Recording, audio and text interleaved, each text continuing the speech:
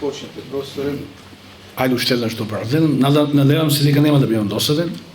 Преска бевме на панел дискусијата. Спомнавме некои... Да, ви благодарам. Спомнавме смарт майнинг, спомнавме вештачка интелигенција.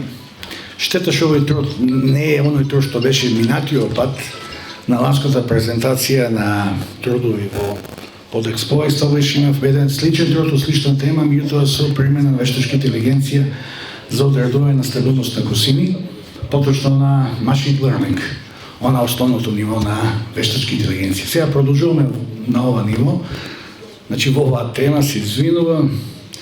Еве овде е направен еден прв обид за создавање и промоција на еден веб калкулатор за процека на стабилност на косини на површински копови. Што тоа значи? Па, значи дека имаме сите, еве, на ниво на површински копови, па и патишта, проблеми со стабилност, решаваме ги, наоѓаме некои методи, меѓутоа често па ни се потребни некои блиц испитувања.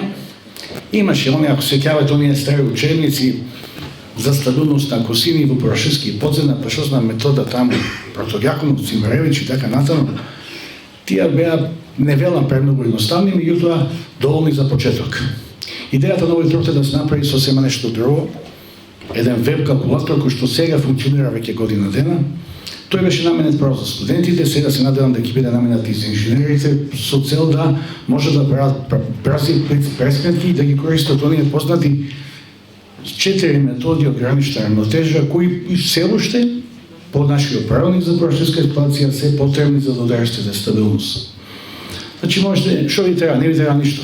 Треба ви само лаптоп, веб браузер, некој да имате интерес. Може да работите онлайн, дојдете на лице место, видите косината, внесете ги денесите параметри, изберете метода, кликните и добиете податок.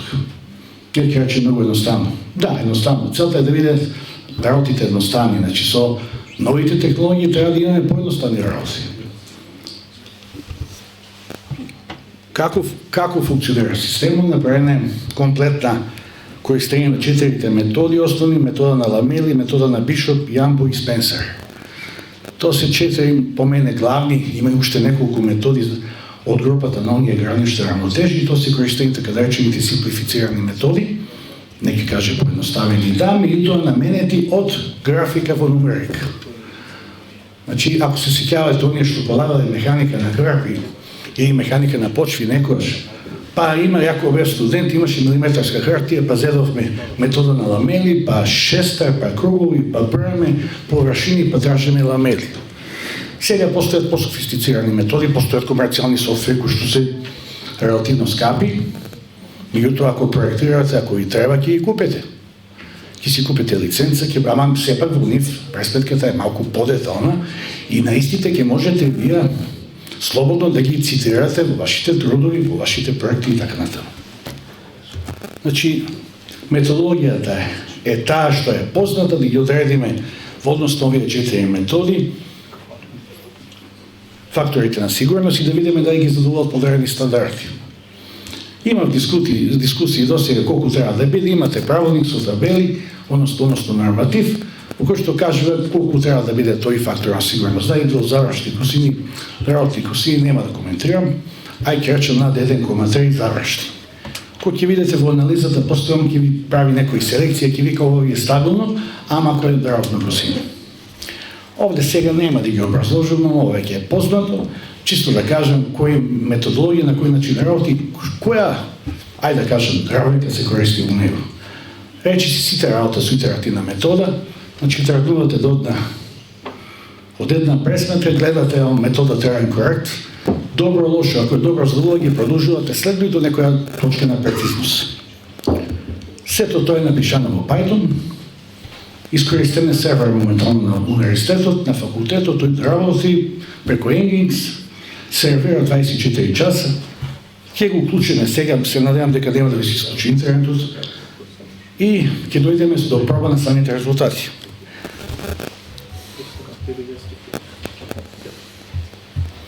Еве веб страната на калкулаторот, кога ќе остартувате, GMGeotechnology.mk, и го гледате лево внесување на параметри и од основна геометрија, оние косини кои што сакате, и десно внесување на геомеханички параметри. И едните можете да ги моделирате. Ке видите тука познати податоци, прво бирате метода, некој од 4 методи и правите преспитки.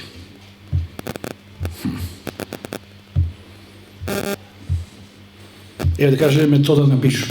Гледате, таа се смени од 6,5, 6,4. Не секоја метода дава различни резултати, тоа да знаете, меѓутоа затоа ако правиме анализи, оние анализи геотехнички, зборуваме сега како проектанти, ние добро е да земеме анализа по повеќе методи.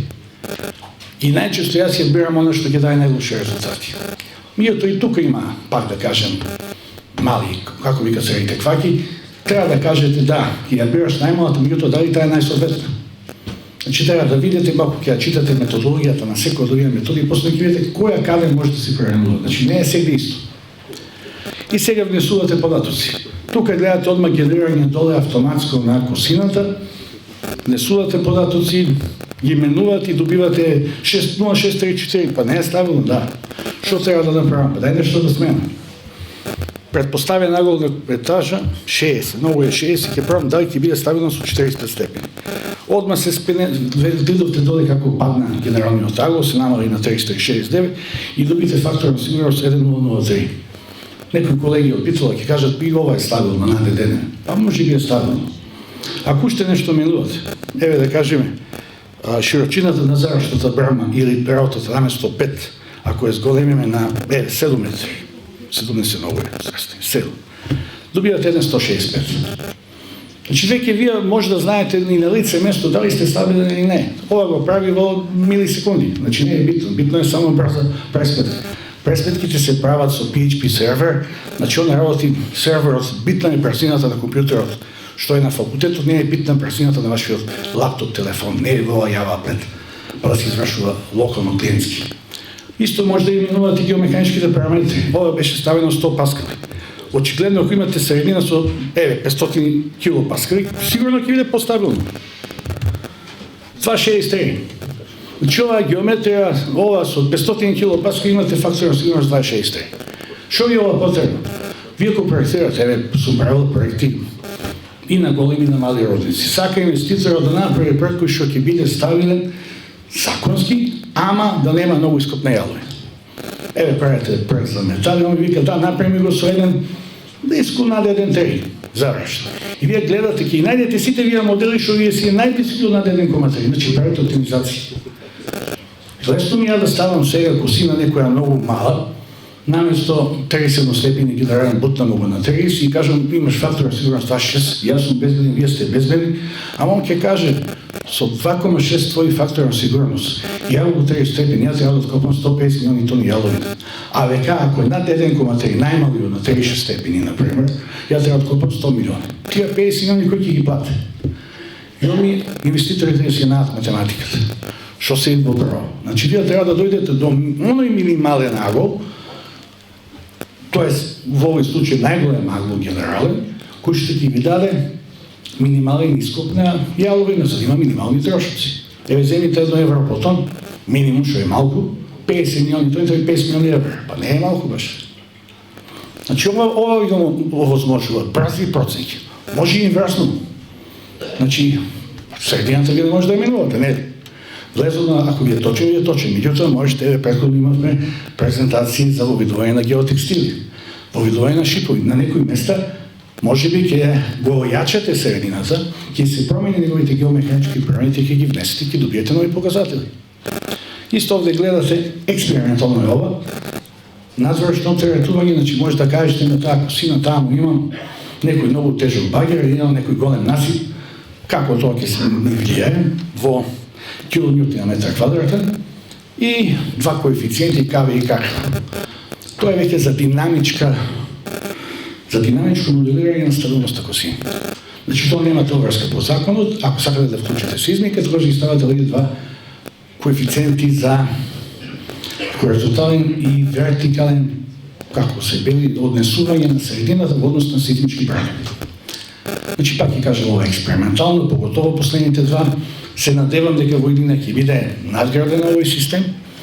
се надевам дека ќе користат не само студентите на факултетот, туку и инженерите во пракса. Надевам се дека ќе ми ги најдат грешките, преска ми се сигаше зборот не. На мене некој сакам да ми каже не, ама да ме убеде дека тоа не е не. Ако ми го кажат не, сакам да се подобри оно што го правам. Тоа е многу битно. Битна е, значи, корекцијата, битно е да биде добро, битно е ово да има некоја поента, некоја цел. Надевам се дека ќе продолжиме понатаму со ова. Сега на крај само чисто за информација.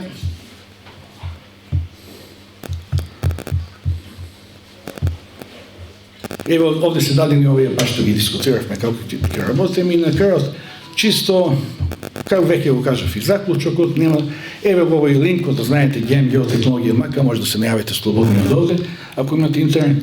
Чисто информација ви давам дека постојат и други, и ќе бидат уште многу на сајтот на катедрата на факултетот за површинска експлоатација.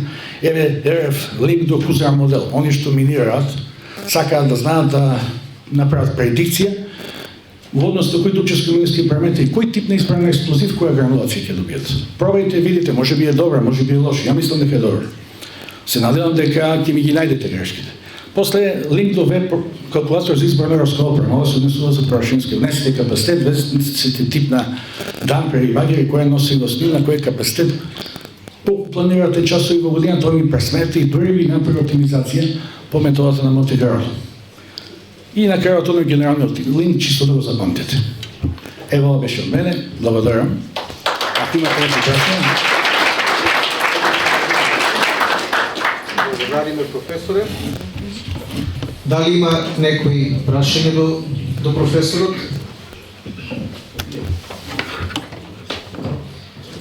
Доколку нема никој прашање, професорот ќе ви биде доделен сертификат за вашето излагање.